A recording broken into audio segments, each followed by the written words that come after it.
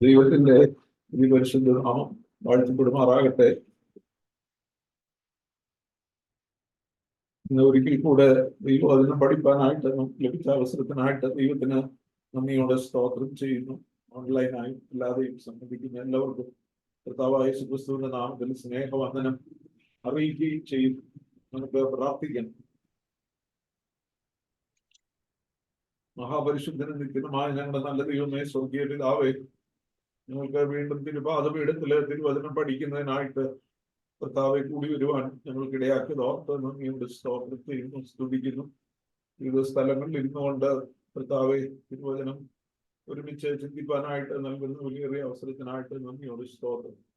കർത്താവെ, അങ്ങയുടെ തിരുപാദത്തിൽ ഇരുന്ന് പഠിപ്പാൻ, അങ്ങയുടെ വചനം ജീവനും ശക്തിയുമുള്ള വചനം ഞങ്ങളുടെ ഹൃദയത്തിന്റെ കണ്ണുകളെ പ്രകാശിപ്പിക്കുവാൻ, ഞങ്ങളുടെ ജീവിതത്തിലെ കർത്താവെ ചൈതന്യം നൽകുവാൻ, ജീവിപ്പിക്കുവാൻ ഇടയാകുന്ന അങ്ങയുടെ വചനം കർത്താവെ, ഞങ്ങളുടെ ഹൃദയത്തിലെ ചിന്തകളെയും പാപങ്ങളെയും വിവേചിക്കുന്ന അവിടുത്തെ വചനം ഞങ്ങൾക്ക് അനുഗ്രഹമാക്കി തീർക്കണമേ.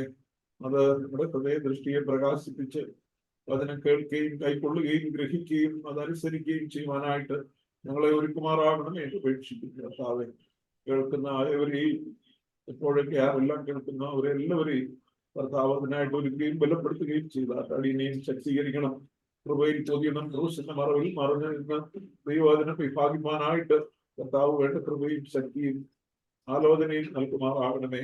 അടിയനെ കൂടുതലായി ഉപയോഗിക്കണമേ. മഹത്വം തിരുമേനി എടുക്കണം. യേശുക്രിസ്തുവിന്റെ നാമത്തിൽ അപേക്ഷിക്കുന്നു, കൃപയുണ്ടായി നിൽക്കുമാറാകണമേ.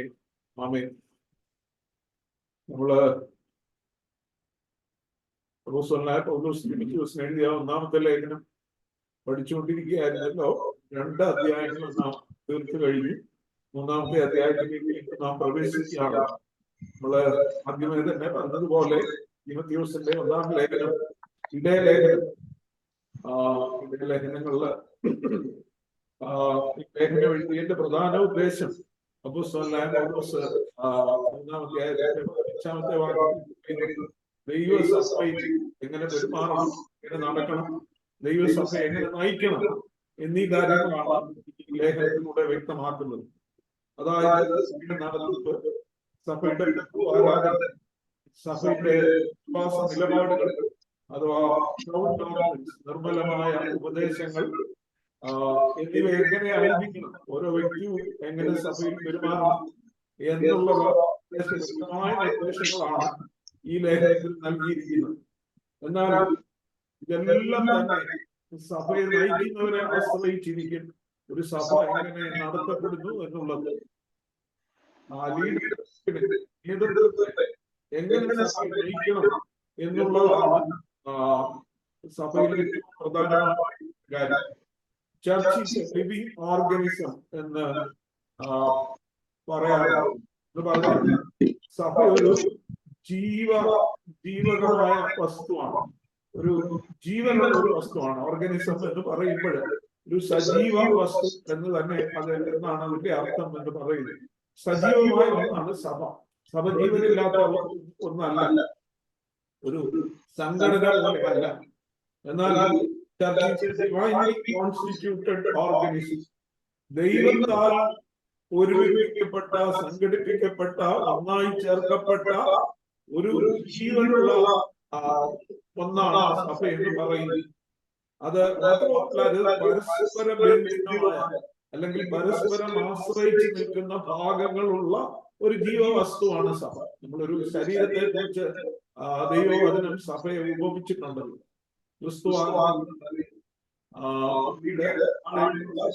ഭാഗങ്ങളെല്ലാം തന്നെ നാം ഓരോരുത്തരും അവയവങ്ങളുമാണ്.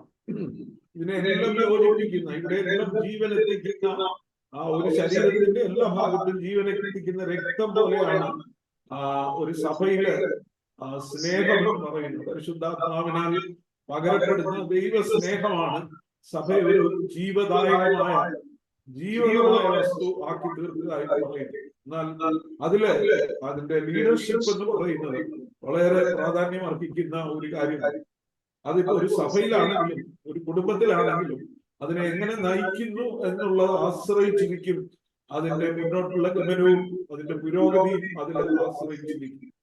അതുകൊണ്ട് living organism interdependent parts, and it is compared to a living being, a divinely constituted organism.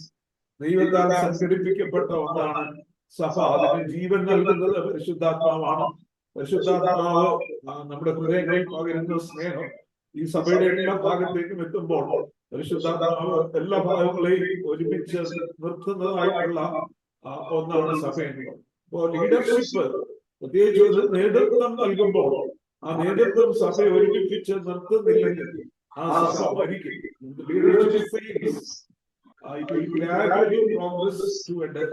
ഒരു മരണത്തിലേക്ക് അത് നയിക്കുന്നത് പോലെ. So leadership is A part of this spiritual organisation. ഈ ആത്മീകമായ ജീവ വസ്തുവിന്റെ ലീഡർഷിപ്പ് എങ്ങനെ ആയിരിക്കണം എന്നാണ് ഈ ഭാഗത്ത് നിന്ന് നാം പഠിക്കുന്നത്. അപ്പോസ്തലനായ പൗലോസ് ഇവിടെ സഭയുടെ നേതൃത്വം നൽകുന്ന സഭയിലെ ശുശ്രൂഷ സ്ഥാനികളെ കുറിച്ച്, അവരുടെ യോഗ്യതകളെ കുറിച്ച് പറഞ്ഞിരിക്കുന്നതായിട്ട് നമുക്ക് കാണുവാനായിട്ട് കഴിയും. 3-ാം അധ്യായത്തിന്റെ 1 മുതൽ 7 വരെയുള്ള വാക്യങ്ങളെ നാം നോക്കിയാൽ ആ ശുശ്രൂഷ സ്ഥാനികളുടെ യോഗ്യതകളെ കുറിച്ച് ഇവിടെ പറയുന്നതായിട്ട് നമുക്ക് കാണുവാനായിട്ട് കഴിയും.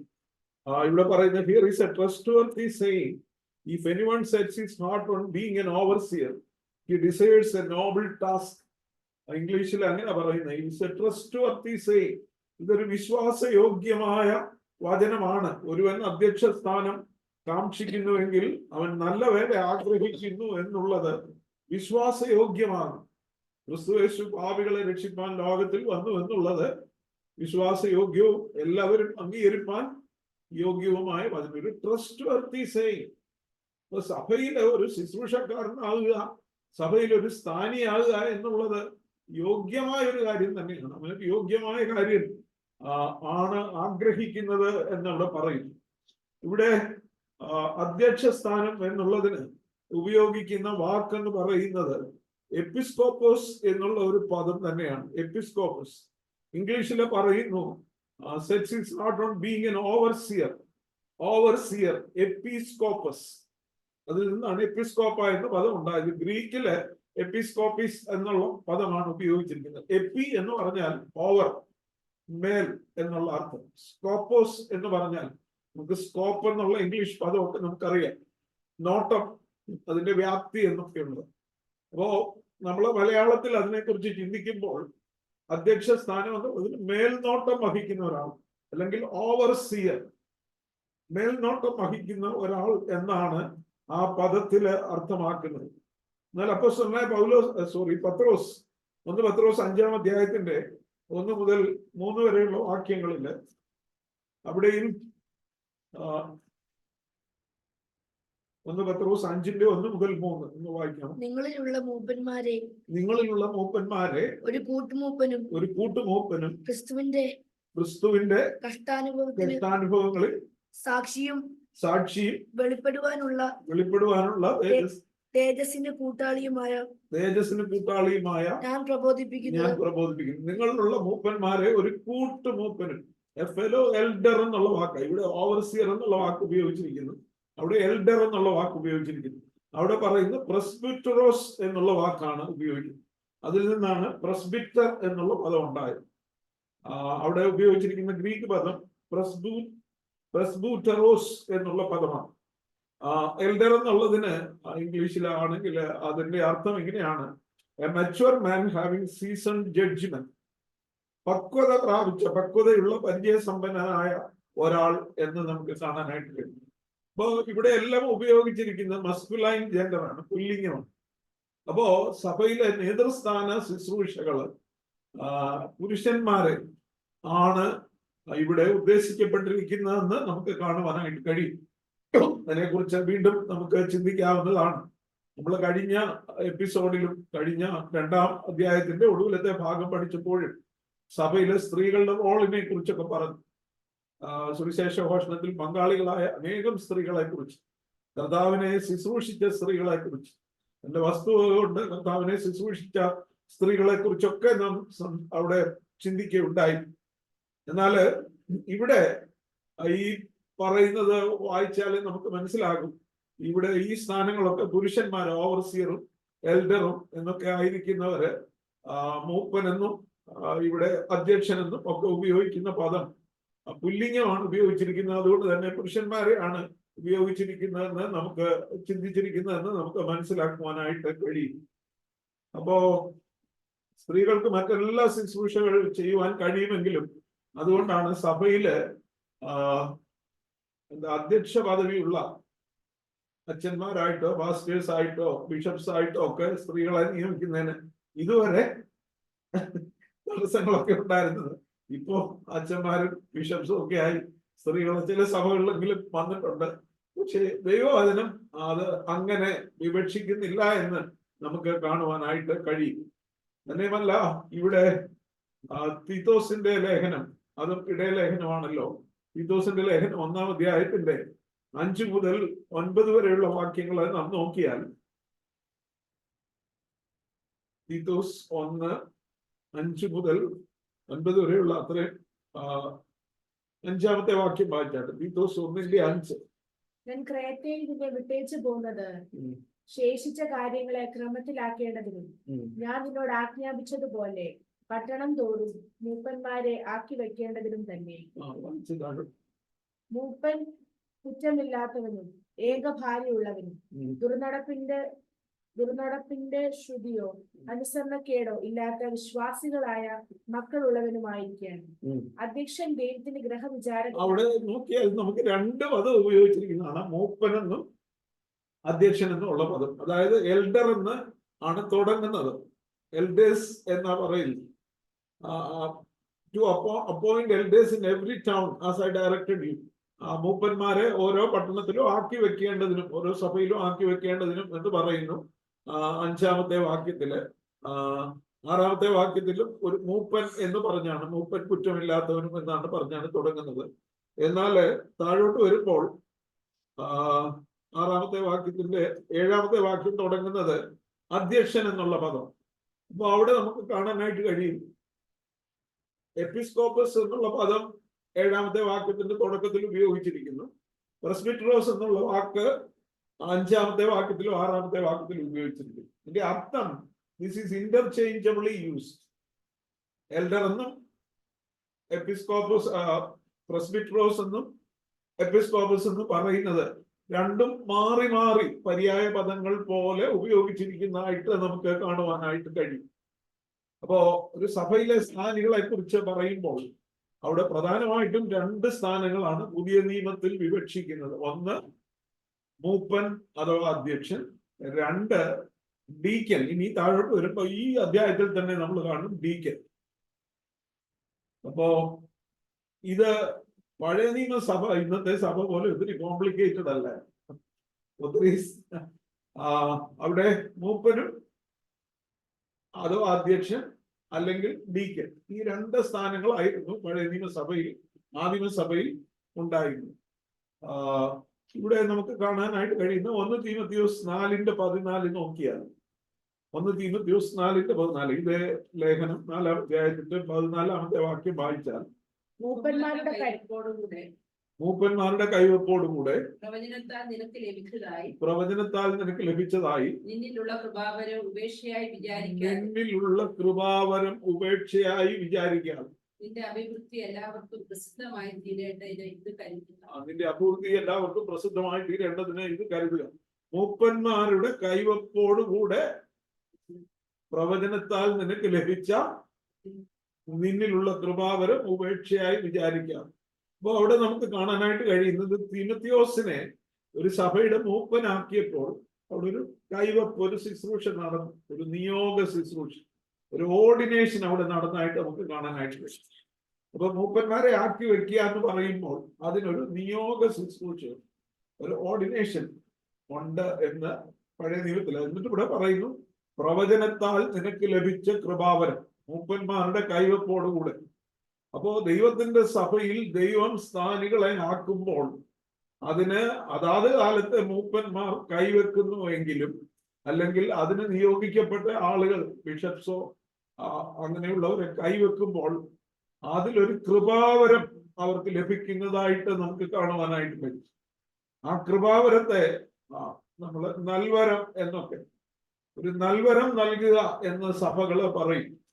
അത് ദൈവത്തിന്റെ പരിശുദ്ധാത്മാവ് പ്രത്യേകിച്ചും നിയോഗ ശുശ്രൂഷയില് എപ്പിസ്കോപ്പൽ സഭകളിലൊക്കെ ദൈവത്തിന്റെ പരിശുദ്ധാത്മാവെ ഇവരുടെ മേൽ വന്ന് ആവസിക്കണമേ എന്ന് സഭ ഒരുമിച്ച് ചൊല്ലുന്നതായിട്ടുള്ള ഒരു നിയോഗം കൊടുക്കുന്നതായിട്ട് നമുക്ക് കാണുവാനായിട്ട്. സഭ ഒരുമിച്ച് ഈ നിയോഗിക്കപ്പെട്ടവരുടെ മേൽ ദൈവത്തിന്റെ പരിശുദ്ധാത്മാവ് വന്ന് അവരെ ഈ ശുശ്രൂഷയ്ക്കായി എക്വിപ്പ് ചെയ്യണമെന്നുള്ള ഒരു സഭയുടെ ഒരുമിച്ചുള്ള പ്രാർത്ഥന അവിടെ നമുക്ക് കാണുവാനായിട്ട് കഴിയും. എന്നാൽ ഈ 1 പത്രോസ് 5-ാം അധ്യായത്തില് അവിടെ നമ്മൾ വായിക്കുമ്പോൾ പത്രോസ് അപ്പോസ്തലൻ അവിടെ ഒരു ഇടയനോടാണ് ഒരു സഭാ ശുശ്രൂഷകനെ തുല്യപ്പെടുത്തിയിരിക്കുന്നത്. ദൈവത്തിന്റെ ആട്ടിൻകൂട്ടത്തെ മേയിക്കുവാൻ ദൈവം തെരഞ്ഞെടുത്ത ഇടയന്മാരാണ് സഭാ ശുശ്രൂഷകർ എന്ന് പറയുന്നത്. ആ വാക്യങ്ങളൊന്ന് വായിച്ചാല്, നിങ്ങളിലുള്ള മൂപ്പന്മാരെ ഒരു കൂട്ടുമൂപ്പനും ക്രിസ്തുവിന്റെ കഷ്ടാനുഭവത്തിന് സാക്ഷിയും വെളിപ്പെടുവാനുള്ള തേജസ്സിന് കൂട്ടാളിയുമായ ഞാൻ പ്രബോധിപ്പിക്കുന്നത് നിങ്ങളുടെ വിചാരണയിലുള്ള ദൈവത്തിന്റെ ആട്ടിൻകൂട്ടത്തെ മേയിച്ചുകൊള്ളി. ഇപ്പൊ മൂപ്പനോട് പറയുകയാണ്, നിങ്ങളുടെ വിചാരണയിലുള്ള ദൈവത്തിന്റെ ആട്ടിൻകൂട്ടത്തെ മേയിച്ചുകൊള്ളി. ഇപ്പൊ ഗോഡ്സ് ഫ്ലോക്ക്, ദൈവത്തിന്റെ ആട്ടിൻകൂട്ടത്തെ മേയിക്കുവാൻ ദൈവമാക്കി വെച്ച ഇടയന്മാരാണ് സഭ ശുശ്രൂഷകർ എന്ന് പറയുന്നത്. ഒരു പാസ്റ്റർ എന്ന് പറയുന്ന ഒരു എന്ന് പറയുന്നത് ഒരു നിയോഗ ശുശ്രൂഷയിലൂടെ ദൈവത്തിന്റെ പരിശുദ്ധാത്മാവ് അവരെ എക്വിപ്പ് ചെയ്ത് ആക്കി വെക്കുന്ന ഒരു സ്ഥാനമാണ് ആദിമ ക്രിസ്തീയ സഭയിൽ തൊട്ട് നാം കണ്ടുവരുന്നതെന്ന് നമുക്ക് മനസ്സിലാക്കുവാനായിട്ട് കഴിയും. മാത്രമല്ല, ദൈവത്തിന്റെ ആട്ടിൻകൂട്ടത്തെ മേയിക്കുവാനുള്ള ഷെപ്പേർഡ് ഓഫ് ഗോഡ്സ് ഫ്ലോക്ക്, അതാണ് ദൈവം ഏൽപ്പിക്കുന്ന ഇടയ ശുശ്രൂഷ എന്ന് പറയുന്നത്. അതിനാൽ പാസ്റ്റർ മീൻസ് ഷെപ്പേർഡ് എന്ന്, ഇടയൻ എന്നുള്ള അർത്ഥം.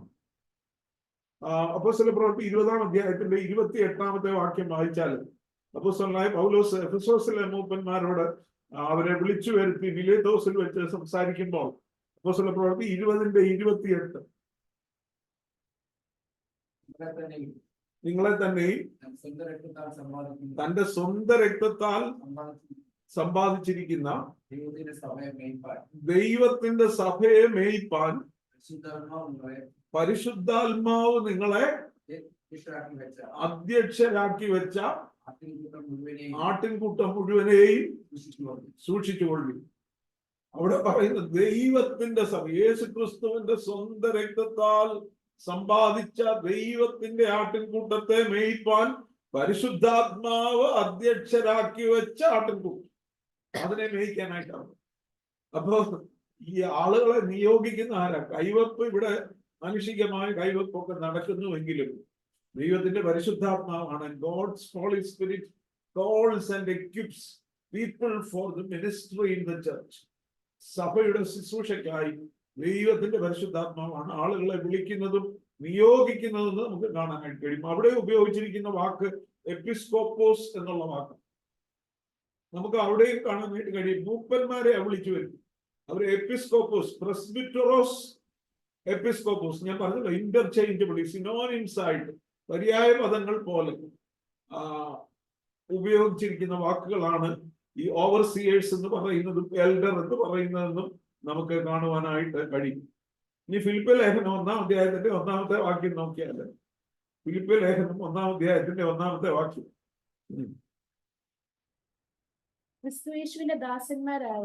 ക്രിസ്തുയേശുവിന്റെ ദാസന്മാരായ പൗലോസും തീമോഥെയോസും ഫിലിപ്പിയിൽ ക്രിസ്തുയേശുവിലുള്ള സകല വിശുദ്ധന്മാർക്കും അധ്യക്ഷന്മാർക്കും ശുശ്രൂഷകന്മാർക്കും കൂടെ എഴുതുന്നു.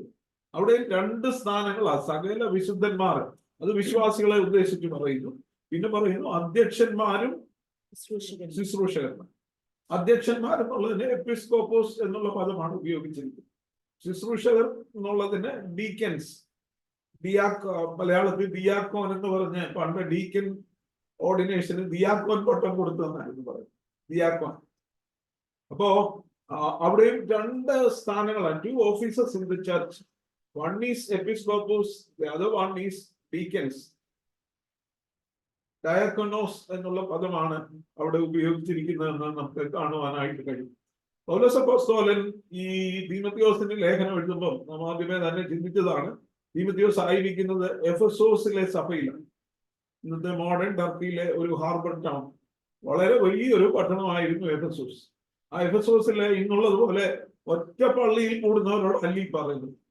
പല ഹൗസ് ചർച്ചസ് ഉണ്ട്, ഹൗസ് ചർച്ച് ഫെലോഷിപ്സ് ഉണ്ട്.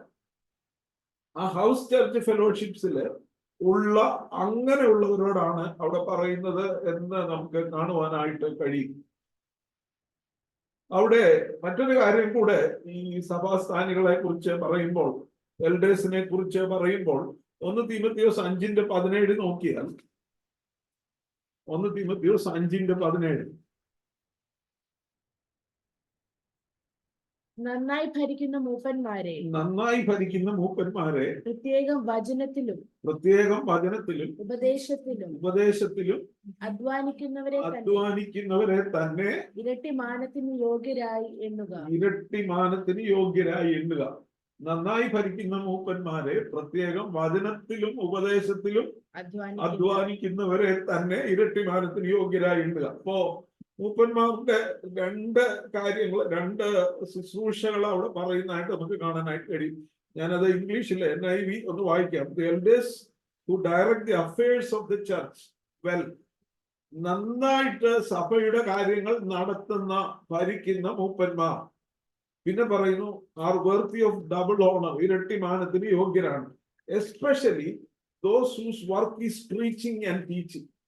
അപ്പോ എൽഡേഴ്സിന്റെ 2 ചുമതലകൾ, ഒന്ന് looking after the affairs, directing the affairs of the church, സഭയുടെ അഡ്മിനിസ്ട്രേറ്റീവ് കാര്യങ്ങൾ, ഭരണ നിർവഹണ കാര്യങ്ങൾ നോക്കുന്നവര്. അതേസമയം തന്നെ especially those who are preaching and teaching, ഉപദേശിക്കുകയും പഠിപ്പിക്കുകയും ചെയ്യുന്നു.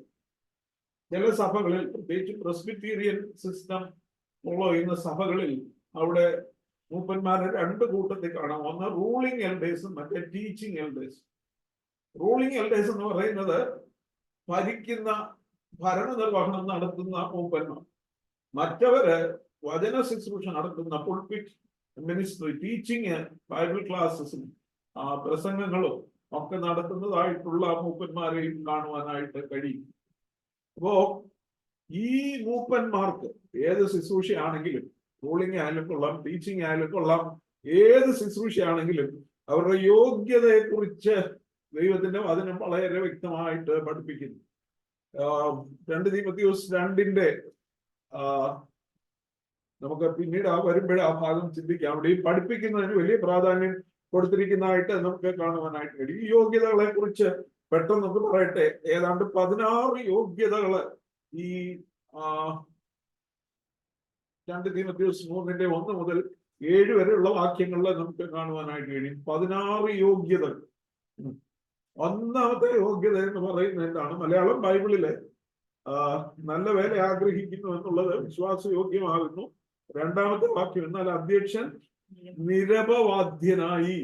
നിരപവാദ്യൻ എന്നുള്ളതിന് ഇംഗ്ലീഷില് now the overseer must be above reproach, blameless എന്നുള്ള വാക്കാണ് ഉപയോഗിച്ചത്.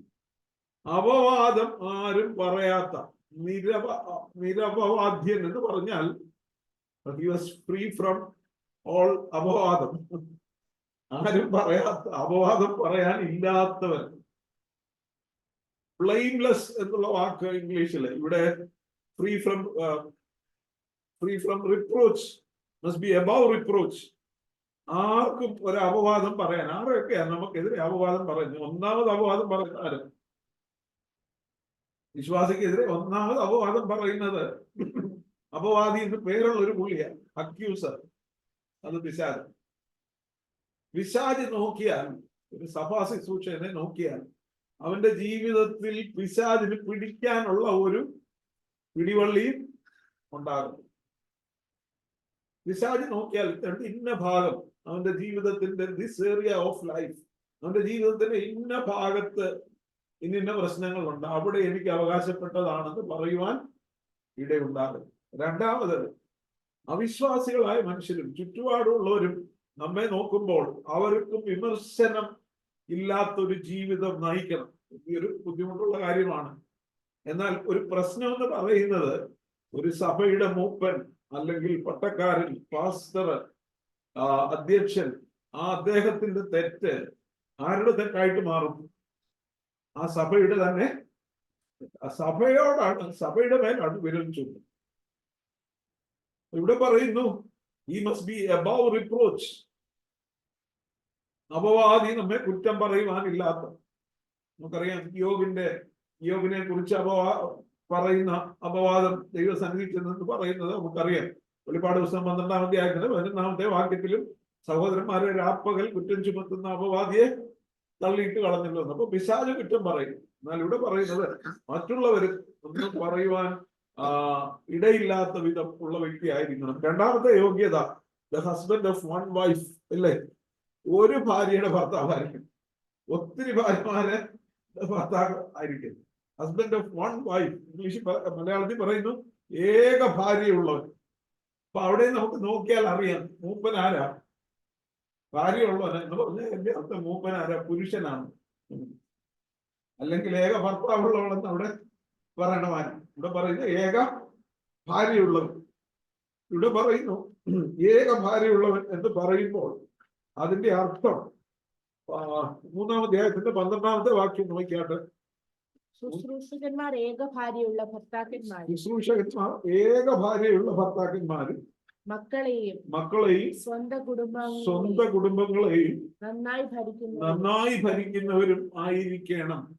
അപ്പൊ ഒരു മൂപ്പന്റെ യോഗ്യത അത് തന്നെ, ശുശ്രൂഷകന്റെ യോഗ്യതയും ഡീക്കന്റെ യോഗ്യതയും അത് തന്നെയാ പറയുന്നത്. അത് താഴോട്ട് വരുമ്പോൾ പറയുന്നു ഏക ഭാര്യയുള്ളവൻ ആയിരിക്കണം. പിന്നെ മക്കളെയും സ്വന്തം കുടുംബത്തെയും നന്നായി ഭരിക്കുന്നവന്. സ്വന്തം കുടുംബത്തെ നന്നായി ഭരിക്കാൻ അറിയാത്തവന് ഒരു സഭയെ ഭരിപ്പാൻ എങ്ങനെ കഴിയും? അവിടെ അതിന്റെ അർത്ഥം പാസ്റ്ററിന്റെ അല്ലെങ്കിൽ സഭാ ശുശ്രൂഷകന്റെ, പട്ടക്കാരന്റെ, അച്ഛന്റെ കുടുംബജീവിതം വളരെ പ്രാധാന്യം അർഹിക്കുന്ന കാര്യമാണ് എന്നുള്ളതാണ്. നമ്മൾ അധ്യാപകരോട് പറയും, അധ്യാപകർ ഒരു ക്ലാസ്സിൽ ചെന്നിരിക്കുമ്പോൾ 30 കുഞ്ഞുങ്ങൾ ആ ക്ലാസ്സിലുണ്ടെങ്കിൽ അവരെ 60 കണ്ണുകളാണ് നോക്കിക്കൊണ്ടിരിക്കുന്നത്. എല്ലാവരും 2 കണ്ണുള്ളവരാണെങ്കിൽ, അല്ലേ? 60 കണ്ണ് അവരെ വാച്ച് ചെയ്യും. അപ്പൊ ഒരു പട്ടക്കാരൻ ഒരു പുൾപിറ്റിൽ നിൽക്കുമ്പോ, വലിയ സഭകളൊക്കെയാണ്, എത്ര കണ്ണ അവരെ വാച്ച് ചെയ്യും. അത് പുൾപിറ്റിൽ നിൽക്കുമ്പോ മാത്രമല്ല, നമ്മള് പള്ളിയിൽ നിന്ന് വെളിയിലായിരിക്കുമ്പോഴും മാർക്കറ്റിലായിരിക്കുമ്പോഴും എത്ര കണ്ണുകളെ നമ്മെ വാച്ച് ചെയ്യും. ഒരു കഥ കേട്ടിട്ടുണ്ട്. ഒരു പട്ടക്കാരൻ ഒരു ടൗണിലെ സഭയിലേക്ക് പെട്ടെന്ന് വന്നു. അന്നപ്പോ അദ്ദേഹം ബസ്സേ കയറി. നമ്മുടെ നാട്ടിലേക്കും അല്ല, പാശ്ചാത്യ നാടുകളിൽ ബസ്സേ കയറിയപ്പോ ആ കണ്ടക്ടർ ഒരു ഇച്ചിരി ചില്ലറ അധികം കൊടുത്തു. ബാലൻസ് കൊടുത്തപ്പോ ഇച്ചിരി ചില്ലറ അധികം കൊടുത്തു. 1-2 പെനിയേ ഉള്ളു കൂടുതൽ. അദ്ദേഹം നോക്കിയിട്ട് 2 പെനിയേ ഉള്ളു, ഇതെന്താ കാര്യം എന്ന് മനസ്സിൽ വിചാരിച്ചെങ്കിലും പറഞ്ഞു, എനിക്ക് 2 പെനി കൂടുതൽ അതെന്ന് പറഞ്ഞ് തിരിച്ചു തന്നപ്പോ ഈ കണ്ടക്ടർ പറഞ്ഞു, ഞാനിപ്പോ നിങ്ങൾ വന്ന സഭയിലെ ഒരു അംഗമാണ്, എങ്ങനെയുണ്ടെന്ന് അറിയാൻ ഞാൻ ഇതിന് ചില്ലറ കൂടുതൽ തന്നാണ്. പ്രിയമുള്ളവരെ, നമ്മെ വാച്ച് ചെയ്യുന്ന ഒത്തിരി മേഖലകൾ, പ്രത്യേകിച്ചും ശുശ്രൂഷ സ്ഥാനങ്ങളിൽ അച്ഛനായാലും കൊള്ളാം, പട്ടക്കാരനായാലും കൊള്ളാം, മാസ്റ്റർ ആയാലും കൊള്ളാം, ഉപദേശി ആയാലും കൊള്ളാം, ഏതെങ്കിലും ശുശ്രൂഷ ചെയ്യുന്നവരാണെങ്കിലും അവരെ വാച്ച് ചെയ്യുന്ന ഒത്തിരി കണ്ണുകൾ, ഒത്തിരി മനുഷ്യരെ അവരെ നോക്കിക്കൊണ്ടിരിക്കും. അപ്പോ അച്ഛന്മാരെ സംബന്ധിച്ച് ഏക ഭാര്യയുള്ളവൻ എന്ന് പറയുമ്പോൾ അതിന്റെ അർത്ഥം ഇറ്റ്സ് നോട്ട് എ ഡിവോഴ്സ്, ഒരു വിവാഹമോചനം നേടിയിട്ട് വീണ്ടും വിവാഹം കഴിച്ച ഒരാളായിരിക്കരുതെന്നും അതിന്റെ അർത്ഥമാണ്. ഭാര്യ ജീവിച്ചിരിക്കുമ്പോൾ തന്നെ വീണ്ടും വിവാഹം കഴിച്ചവനായിരിക്കുന്നു. ഭാര്യ മരിച്ചാൽ വിവാഹം കഴിക്കുന്നതിന് ബുദ്ധിമുട്ടില്ല. എന്നാൽ അവിടെ മറ്റൊരു കാര്യം കൂടെ ഉണ്ട്. ഈ പട്ടക്കാരാകുന്നവർ വിവാഹം കഴിക്കാത്തവരായിരിക്കണമെന്നും ഇല്ല. ചില സഭകളൊക്കെ പട്ടക്കാര് വിവാഹം കഴിക്കരുതെന്ന് നിഷ്കർഷിക്കുന്നതാണ്. ഇപ്പൊ ഏക ഭാര്യയുള്ളവരെന്ന് പറഞ്ഞാൽ അതിന്റെ അർത്ഥം പട്ടക്കാർക്ക് വിവാഹം കഴിക്കാം എന്ന് തന്നെയാണ്. എന്നാൽ വിവാഹം കഴിക്കാതെ ജീവിക്കുന്നതിൽ തെറ്റുണ്ടെന്ന് വേദോസ്തം പറയുന്നുമില്ല. കാരണം അപ്പോസ്തലനായ പൗലോസിനെ പോലുള്ളവരൊന്നും വിവാഹം കഴിച്ചവരെ അല്ലായിരിക്കും. അപ്പോ ദൈവവചനം വളരെ വ്യക്തമായിട്ട് 1 തിമോഥെയോസ് 4:3 വായിച്ചാൽ അവിടെ നമുക്ക് കാണാനായിട്ട് കഴിയും വിവാഹം വിലക്കരുതെന്ന്, അല്ലേ? 1 തിമോഥെയോസ് 4:3. അവർ സ്വന്തം മനസാക്ഷിയിൽ ചൂട് വെച്ചവരായി അവർ സ്വന്തം മനസാക്ഷിയിൽ ചൂട് വെച്ചവരായി വിവാഹം വിലക്കുകയും സത്യത്തെ ഗ്രഹിച്ചിരിക്കുന്ന വിശ്വാസികൾ സ്തോത്രത്തോടെ അനുഭവിപ്പാൻ ദൈവം സൃഷ്ടിച്ച ഭോജ്യങ്ങളെ വർജിക്കണമെന്ന് കൽപ്പിക്കുകയും ചെയ്യുന്നു. അപ്പം വിവാഹം വിലക്കരുത് എന്നുള്ളതാണ്. എന്നാൽ വിവാഹം തന്നെയുമല്ല, ഉൽപ്പത്തി പുസ്തകം 2-ാം അധ്യായത്തിൽ നമ്മൾ വായിക്കുന്നുണ്ടല്ലോ, മനുഷ്യൻ ഏകനായിരിക്കുന്നത് നന്നല്ല എന്ന് ദൈവം കണ്ടുവന്നു. അപ്പൊ വിവാഹം കഴിക്കണം, വിവാഹം കഴിക്കാതെ ശുശ്രൂഷകനാകണമെന്ന് നിർബന്ധമില്ല. എന്നാൽ വിവാഹം കഴിക്കാതെ ജീവിക്കുന്നതിലും പ്രശ്നമില്ല എന്നുള്ളത് പൗലോസ് അപ്പോസ്തലൻ കൊരിന്ത്യർക്ക് എഴുതുമ്പോഴേ പറയുന്നു. എന്നെ പോലെ എല്ലാവരും ആകുന്നത് നല്ലത്, അല്ലെ? സ്ത്രീയെ തൊടാതിരിക്കുന്നത് നല്ലത് എന്ന് പറയുന്നു. അപ്പൊ രണ്ടും ദൈവം അതിനും അനുവദിക്കുന്നുണ്ട്. ഓരോരുത്തരെ സംബന്ധിച്ചിടത്തോളം ശുശ്രൂഷകൻ വിവാഹിതനാകരുതെന്നുള്ള നിഷ്കർഷ വേദപുസ്തകം പറയുന്നില്ല. എന്നാൽ വിവാഹം കഴിക്കാതെ ജീവിക്കുന്നതിലും തെറ്റുണ്ടെന്ന് പറയുന്നില്ല. അത് കുറച്ചുകൂടെ നല്ലതാണെന്നാണ് പൗലോസ് അപ്പോസ്തലൻ പറയുന്നത്. എന്നാൽ ഇവിടെ നാം കാണുന്ന ഒരു പ്രത്യേകത, മൂപ്പനായിരിക്കുന്ന ആള് പുരുഷനായിരിക്കണം എന്നുള്ളത് വേദപുസ്തകം ഉദ്ദേശിച്ചിരിക്കുന്നു എന്ന് നമുക്ക് അവിടെ മനസ്സിലാക്കുവാനായിട്ട് കഴിയും. എന്നാൽ നന്നായി വീട് ഭരിക്കുന്നവർക്ക് മാത്രമേ സഭയെയും ഭരിക്കുവാൻ കഴിയുകയുള്ളൂ. സ്വന്തം കുടുംബത്തെ പരിപാലിക്കാത്തവനും നോക്കാത്തവനും സഭയെ നന്നായി പരിപാലിക്കുവാൻ കഴിയുകയില്ല. മാത്രവുമല്ല, പട്ടക്കാരന്റെ അല്ലെങ്കിൽ പാസ്റ്ററുടെ സഭാ ശുശ്രൂഷകന്റെ കുടുംബജീവിതം it is also under A scanner from the public scanner, അല്ലെ? പൊതുജനങ്ങളുടെ സ്കാനറിന് വിധേയം. നമ്മളെ പണ്ടൊക്കെ പറയുമായിരുന്നു, അച്ഛന്റെ ഉപദേശിയുടെ വീട്ടിലെ എന്തോ പിശാച് വന്ന് കുടി പാർക്കും.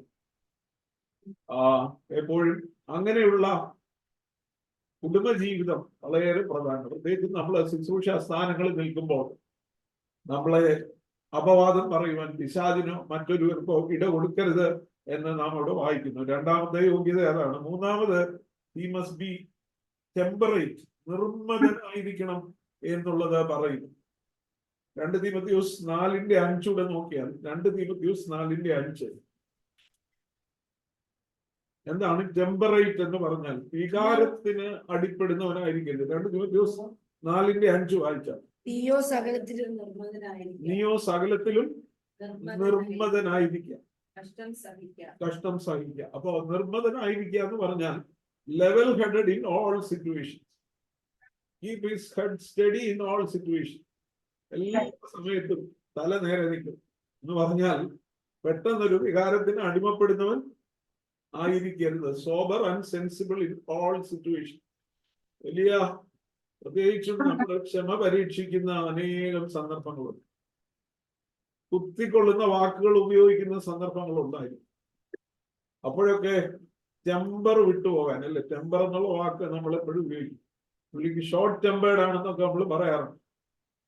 അത് ടെമ്പറേറ്റ് എന്ന് പറഞ്ഞാൽ ഷോർട്ട് ടെമ്പേർഡും ഹോട്ട് ടെമ്പേർഡും ഒന്നും ആകാതെ വളരെ സെൻസിബിൾ ആയി പ്രവർത്തിക്കുന്നവർ ആയിരിക്കണം എന്നുള്ളതാണ് ദൈവവചനം നിഷ്കർഷിക്കുന്ന ഒരു യോഗ്യത.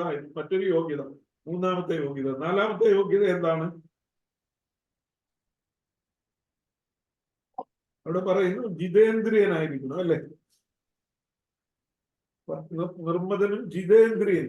ജിതേന്ദ്രിയൻ എന്നുള്ളതിന് ഇംഗ്ലീഷിൽ ഉപയോഗിച്ചിരിക്കുന്നത് സെൽഫ് കൺട്രോൾഡ്. അതിന്റെ അർത്ഥം എന്തുവാ? മൊറോസ് ആയിരിക്കണമെന്നല്ല. ഒരു തമാശ പോലും പറയാതെ, എപ്പോഴും ഗൗരവം വിടാതെ മാത്രം കാണപ്പെടുന്ന ഒരു വ്യക്തി ആയിരിക്കണമെന്നല്ല. പക്ഷേ എന്നാൽ he must have a serious attitude towards his work and he must be earnest in his work. നമ്മള് ചിലരെ സംബന്ധിച്ചിടത്തോളം ഒരു വലിയ ഗൗരവമുള്ള കാര്യം പറഞ്ഞുകൊണ്ടിരിക്കുമ്പോൾ തന്നെ അതൊരു തമാശയിലങ്ങ് ആക്കിക്കളയും. ചിലപ്പോൾ ആ കാര്യത്തിന്റെ ഗൗരവം അവിടെ അങ്ങ് നഷ്ടപ്പെടും. തന്നെയല്ല, പറയുന്ന കാര്യത്തോട് വളരെ ആത്മാർത്ഥത പുലർത്തി പറയാം.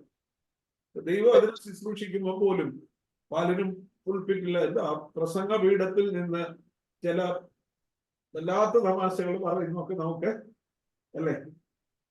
ജനം ഒത്തിരി ചിരിക്കുമായിരിക്കും, ജനത്തെ കയ്യിലെടുക്കുവാനായിട്ടൊക്കെ ആയിരിക്കും. പക്ഷെ പറയുന്ന വചനത്തിന്റെ ആ ഗൗരവം നഷ്ടപ്പെടുത്തുന്ന തമാശ. തമാശ ഉപയോഗിക്കരുതെന്നോ പറയരുതെന്നോ അല്ല. നമ്മളൊരു ആശയം മനുഷ്യ മനസ്സിലേക്ക് കൊണ്ടുവരുവാൻ ഉതകുന്ന ഉദാഹരണങ്ങളോ തമാശകളോ ഉപയോഗിച്ചാൽ തെറ്റില്ല.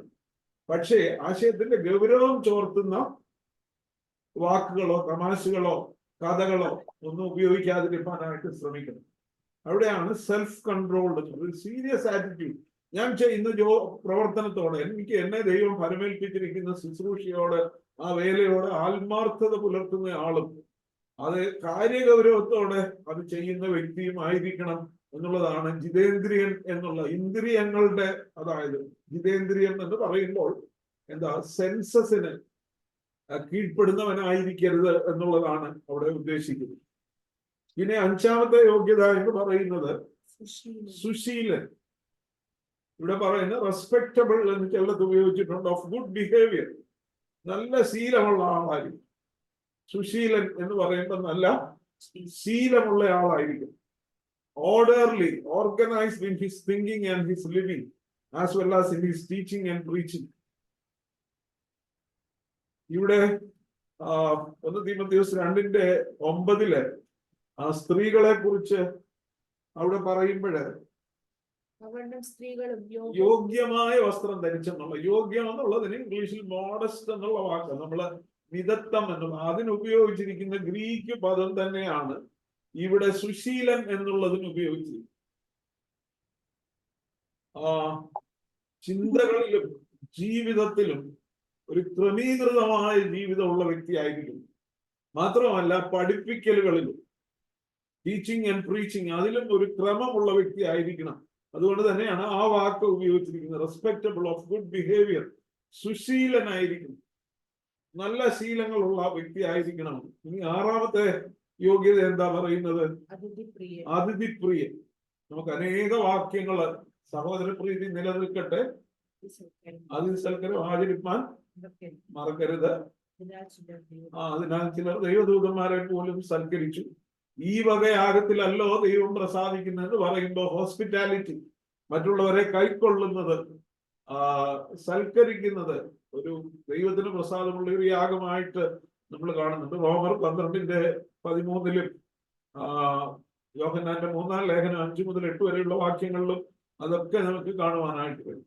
ഒരു സഭാ ശുശ്രൂഷകൻ, അച്ഛനായാലും പാസ്റ്ററായാലും അവര് ആ പ്രാദേശിക സഭയ്ക്ക് മറ്റുള്ളവരെ കൈക്കൊള്ളുന്നവർ, മറ്റുള്ളവർക്ക് അതിഥി സൽക്കാരം നടത്തുന്നവർ ആ പ്രാദേശിക സഭയ്ക്ക് വലിയൊരു സഹായം തന്നെ ആയിരിക്കും എന്ന് നമുക്ക് കാണാനായിട്ട് കഴിയും. 7ാമത്തേത് ഉപദേശിപ്പാൻ സമർത്ഥൻ, ഏബിൾ ടു ടീച്ച്, പഠിപ്പിക്കാൻ, ഉപദേശിപ്പാൻ സമർത്ഥനായിരിക്കും. അത് ഒരു ദിവസം കൊണ്ടുണ്ടാകുന്ന, അത് ചിലർ പറയും എനിക്ക് അതിനുള്ള താലന്തില്ല, കഴിവില്ലെന്നൊക്കെ പറയും. പക്ഷെ ദൈവം അതിന് പഠിപ്പിക്കാൻ ഉള്ള സാമർഥ്യം ദൈവം തന്നെ തരുന്നത്, മനുഷ്യൻ തരുന്നതാണ്.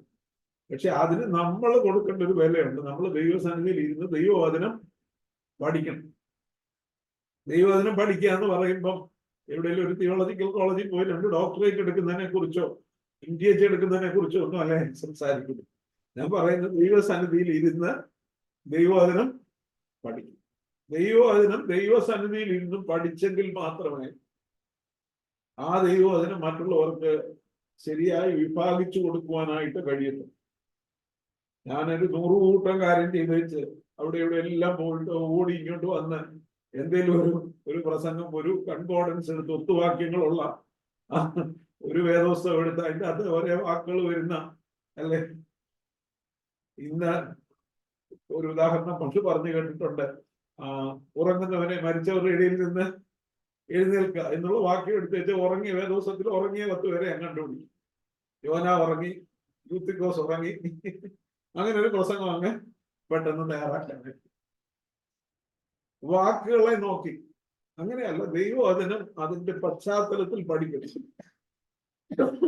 ഒരു ഏകദേശം 2000 വർഷത്തിനപ്പുറത്ത്, പ്രത്യേകിച്ചും സുവിശേഷങ്ങളും ലേഖനങ്ങളും ഒക്കെ എഴുതിയത് 2000 വർഷങ്ങൾക്കപ്പുറത്ത്, അല്ലെ 1900 വർഷത്തിനപ്പുറത്ത് എഴുതിയതാണ്. അന്നത്തെ സാമൂഹ്യ പശ്ചാത്തലത്തിൽ അന്നുണ്ടായിരുന്ന സഭകൾക്ക്, അന്നുണ്ടായിരുന്ന വിശ്വാസികൾക്ക് അവർ നേരിടുന്ന കഷ്ടതയിലും പ്രയാസത്തിലും, അല്ലെങ്കിൽ ആ സഭകൾ നേരിട്ട പ്രശ്നങ്ങളും ഒക്കെ അഡ്രസ് ചെയ്തുകൊണ്ട് എഴുതിയ ലേഖനങ്ങളുണ്ട്. കർത്താവായ യേശു ക്രിസ്തു ഈ ലോകത്തിൽ ജീവിച്ചപ്പം പഠിപ്പിച്ച കാലഘട്ടത്തിലെ ഉപദേശങ്ങൾ, സുവിശേഷങ്ങളിലുണ്ട്. അത് നാം വ്യാഖ്യാനിക്കുമ്പോൾ ആ കാലഘട്ടത്തെ കുറിച്ചും അന്നത്തെ പശ്ചാത്തലത്തെ കുറിച്ചും ആരോട് പറഞ്ഞു, എപ്പോൾ പറഞ്ഞു, എന്തിനു പറഞ്ഞു, എന്താണ് കർത്താവ് ഉദ്ദേശിച്ചത്, ഇതിന്റെ മുൻപിലത്തെ അധ്യായത്തിൽ എന്താണ് പറഞ്ഞിരിക്കുന്നത്, പിൻപിലത്തെ അധ്യായത്തിൽ എന്താണ് പറഞ്ഞിരിക്കുന്നത്, ഈ പുസ്തകം എഴുതിയതിന്റെ ഉദ്ദേശം എന്താണ് എന്നീ കാര്യങ്ങൾ വ്യക്തമായിട്ട് പഠിച്ചിട്ട് വേണം ആ ഭാഗം ദൈവ അത് വിശദീകരിക്കുവാൻ, അത് പഠിപ്പിക്കുവാനായിട്ട്. അതിനെന്തോ വേണം? അതിന് ദൈവസന്നിധിയിൽ ഇരിക്കണം. പരിശുദ്ധാത്മാവാണ് ഏറ്റവും വലിയ ടീച്ചർ. ഞാൻ പറഞ്ഞല്ലോ, 2-4 ഡോക്ടറേറ്റ് എടുക്കുന്നതിനെ കുറിച്ചൊന്നും അല്ല ഞാൻ പറയും. നമ്മൾ ദൈവസന്നിധിയിൽ പ്രാർത്ഥനയോടെ ദൈവവചനത്തിന്റെ മുമ്പിൽ ഇരുന്നാൽ ദൈവത്തിന്റെ പരിശുദ്ധാത്മാവ് നമ്മുടെ ഹൃദയത്തില് വെളിച്ചം പ്രകാശിപ്പിക്കും. അറിയാത്ത അത്ഭുത കാര്യങ്ങള്, തിരുവചനത്തിലെ അത്ഭുത കാര്യങ്ങൾ നമ്മുടെ ഹൃദയത്തിലേക്ക് തരും. അത് ദൈവവചനത്തിന് കൊടുക്കുന്നവരായിരിക്കണം വചനം ശുശ്രൂഷിക്കുന്ന പട്ടക്കാരും പാസ്റ്റർമാരും എന്നാണ്. അല്ലാതെ കുറച്ച് നമുക്കൊരു ക്രിസ്ത്യൻ വൊക്കാബുലറി ഉണ്ടല്ലേ, വിടുതലിനെ കുറിച്ച്, അനുഗ്രഹത്തെ കുറിച്ച് ഒക്കെയുള്ള കുറച്ച് പദങ്ങളുണ്ട്. ഇതിന്റെ ഏത് പ്രയാസം ഞാൻ അതിനെ ഒന്നും കുറച്ച് കാണിക്കുകയോ കളിയാക്കുകയോ അല്ലേ, ഇതിന്റെ ഏത് പ്രയാസത്തിൽ പിടിവയ്ക്കും, എല്ലാത്തിനും പിടിവയ്ക്കും. ആ ഒരു വാക്കുകളെ വളരെ വികാരത്തോട് പറഞ്ഞ് കേൾപ്പിക്കാനായിട്ട് കഴിയുന്നവരൊക്കെ കുറച്ചൊക്കെ പ്രശോഭിക്കും. ഇല്ലെന്നല്ല ദൈവം പിടിവയ്ക്കുകയില്ല, നല്ല ദൈവം വിശ്വസ്തനല്ലെന്നല്ല, ദൈവം പ്രതിഫലം തരികയില്ലെന്നല്ല. പക്ഷെ ദൈവം അതിനെ പഠിച്ച് ദൈവസന്നിധിയിൽ ഇരുന്ന് പരിശുദ്ധാത്മാവ് നമുക്ക് നൽകുന്നതായിട്ടുള്ള സന്ദേശം ദൈവവചനത്തിന് കൊടുക്കുന്നെങ്കിൽ, ദൈവജനത്തിന് കൊടുക്കുന്നെങ്കിൽ, പ്രിയമുള്ളവരെ, അത് ഏറ്റവും അനുഗ്രഹമായിരിക്കും. അങ്ങനെയുള്ളവരെ കുറിച്ചാണ് പഠിപ്പിപ്പാൻ സമർത്ഥൻ എന്ന് പറയുന്നത്. എഫെസ്യ ലേഖനം 4-ാം അധ്യായത്തിന്റെ 11-ാമത്തെ വാക്യത്തിലെ സഭയിലെ പല ശുശ്രൂഷകളെ കുറിച്ച് പറയുന്നു. എഫെസ്യർ 4:11.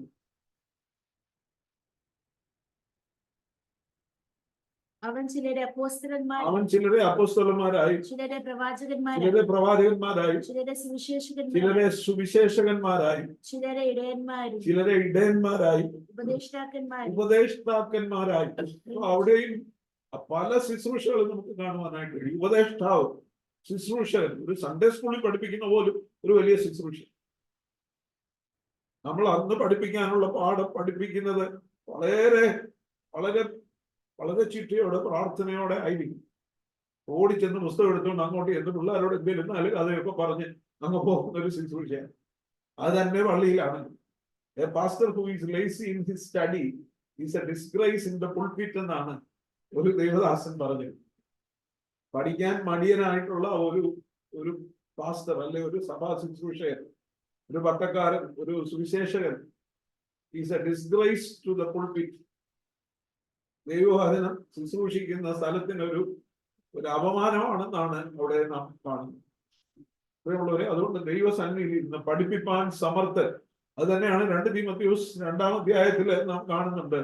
അപ്പോസ്തലനായ പൗലോസ് തീമോഥെയോസിനോട് പറയുന്നുണ്ട്, നീ എന്നോട് കേട്ട് പഠിച്ചതെല്ലാം മറ്റുള്ളവരെ ഉപദേശിക്കുവാൻ സമർത്ഥരായ വിശ്വസ്ത മനുഷ്യരെ ഭരമേൽപ്പിക്കും.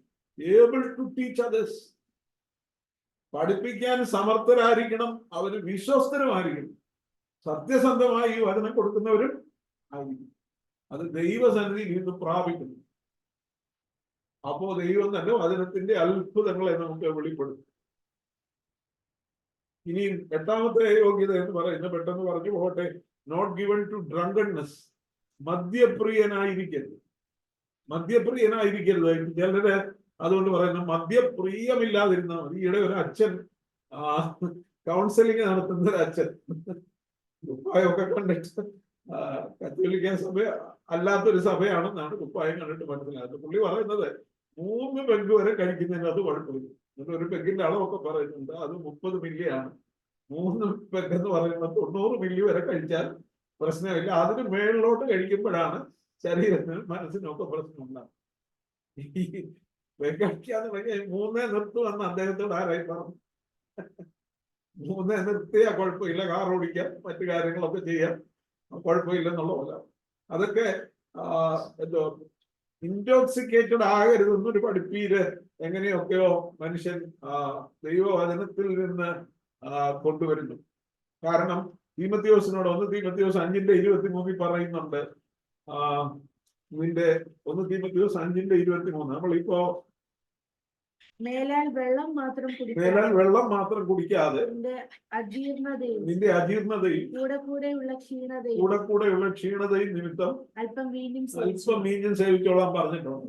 ക്ഷീണമുള്ളതുകൊണ്ട് അതൊരു മെഡിസിനൽ പർപ്പസിന് വേണ്ടിയാണ് പറഞ്ഞിരിക്കുന്നത് എന്നുള്ളത് വളരെ വ്യക്തമാണ്. തന്നെയുമല്ല, അന്നൊക്കെ ഉപയോഗിക്കുന്ന വീഞ്ഞും ഇന്നത്തെ ആൽക്കഹോളും തമ്മിൽ എന്ത് വ്യത്യാസം.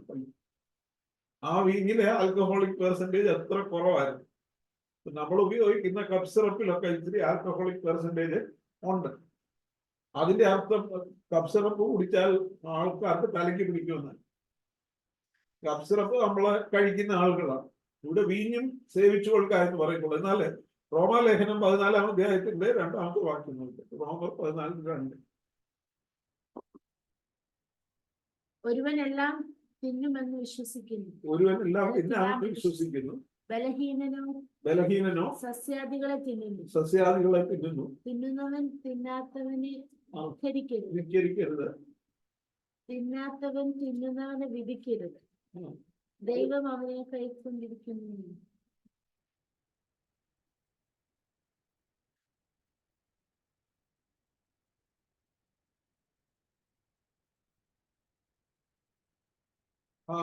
ഇവിടെ മദ്യം സഹോദരന് ഇടർച്ച വരുത്തരുത് എന്നുള്ളത് വളരെ വ്യക്തമായിട്ട് റോമാലേഖനത്തിലെ അപ്പോസ്തലനായ പൗലോസ് പറയുന്നു. മദ്യം തൊടാതിരിക്കുന്നത് നല്ലതെന്ന് തന്നെ അവിടെ നമുക്ക് കാണുവാനായിട്ട് കഴിയും.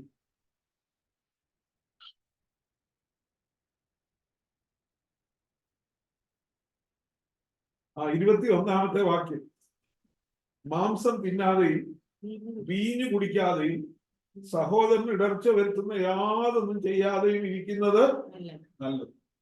ഒരു സഭാ ശുശ്രൂഷകൻ മദ്യം ഉപയോഗിക്കുന്നത് വെക്കുക, കുറച്ചേ ഉപയോഗിക്കുന്നുള്ളൂ. പക്ഷെ അദ്ദേഹം മദ്യം ഉപയോഗിക്കുന്നെന്ന് കണ്ടാൽ ആ സഭയിലെ വിശ്വാസി എന്തോ പറയും. ഒന്നാമത്തെ എക്സ്ക്യൂസ് അതായിരിക്കും, അച്ഛന് കഴിക്കുന്നുണ്ടല്ലോ, അതുകൊണ്ട് എനിക്കും കുഴപ്പമില്ലെന്ന്.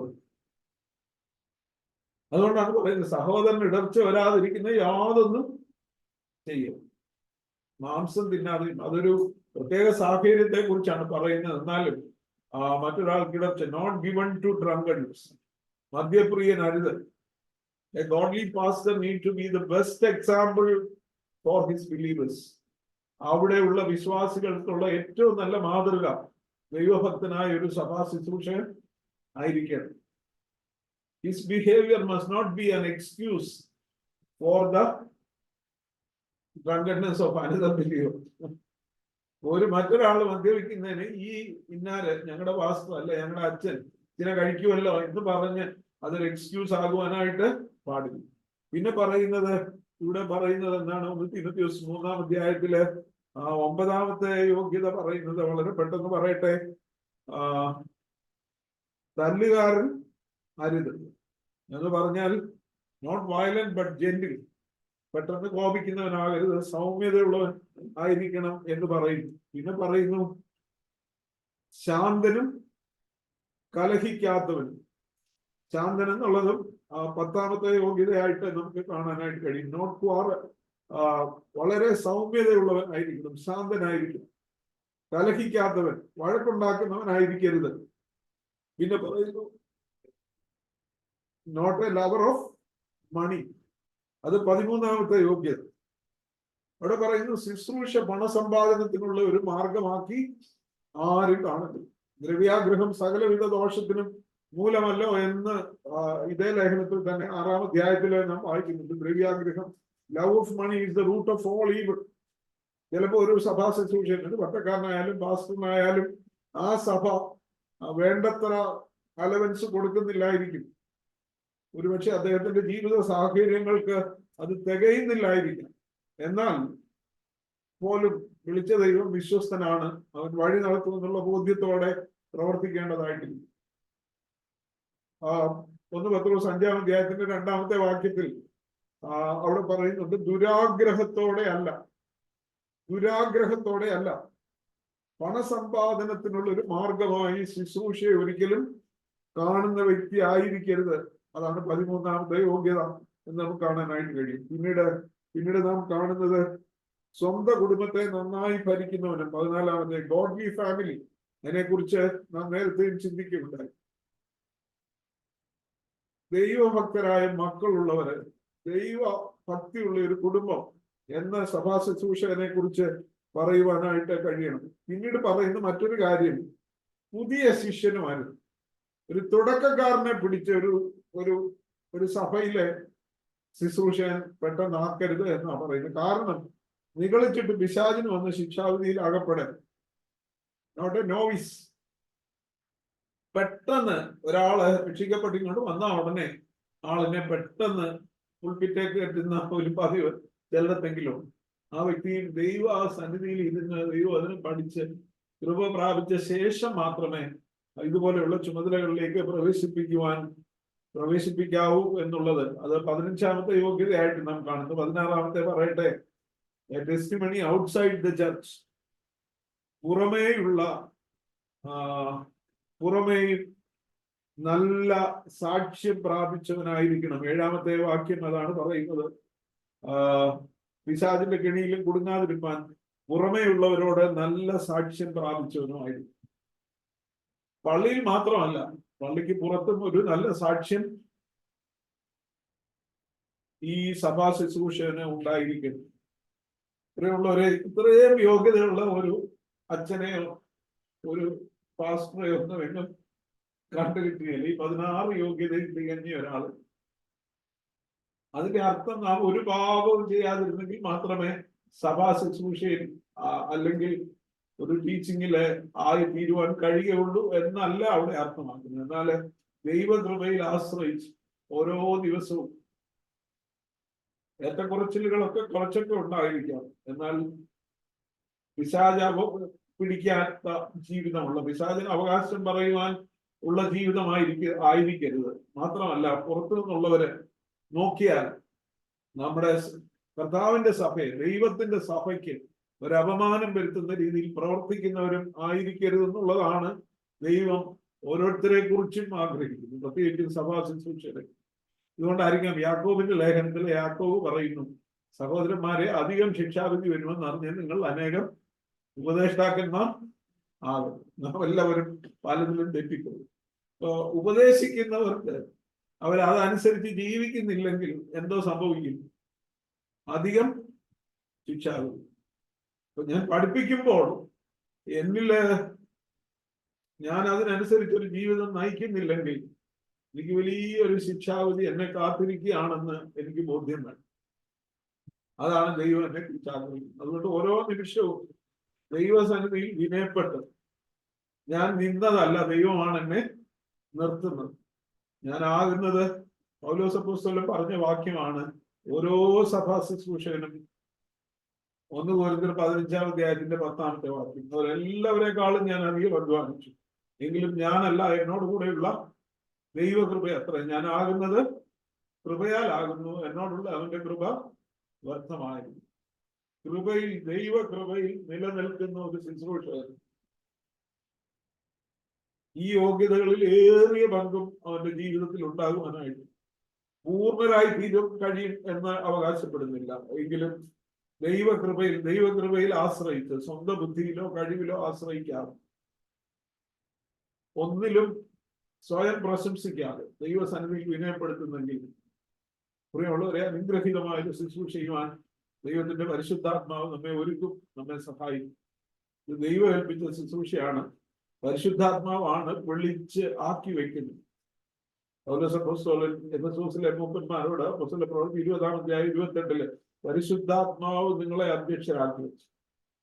വിളിച്ചതും ആക്കുന്നതും പരിശുദ്ധാത്മാവാണെങ്കിൽ ജീവിക്കാനുള്ള കൃപയും നിലനിൽപ്പാനുള്ള കൃപയും പരിശുദ്ധാത്മാവ് തരും. എന്നാൽ നാം ദൈവസന്നിധിയിൽ വിനയപ്പെടുന്നത് അത് സഭാ ശുശ്രൂഷകർക്ക് മാത്രമല്ല, നമുക്ക് ഏവർക്കും ബാധകമാണ്. അങ്ങനെ അനുഗ്രഹീതമായ ഒരു ജീവിതം നയിപ്പാൻ ദൈവം നമ്മെ സഹായിക്കട്ടെ. നമുക്കും ദൈവസന്നിധിയിൽ കാണിരിക്കാം. ഞാൻ ആകുന്നത് കൃപയാലാകുന്നു, എന്നോടുള്ള അവന്റെ കൃപ വ്യർത്ഥമായതില്ല എന്ന് പറയുവാനായിട്ട് ഇടയാകട്ടെ എന്ന് പ്രാർത്ഥിച്ചുകൊണ്ട് എന്റെ വാക്കുകളെ അവസാനം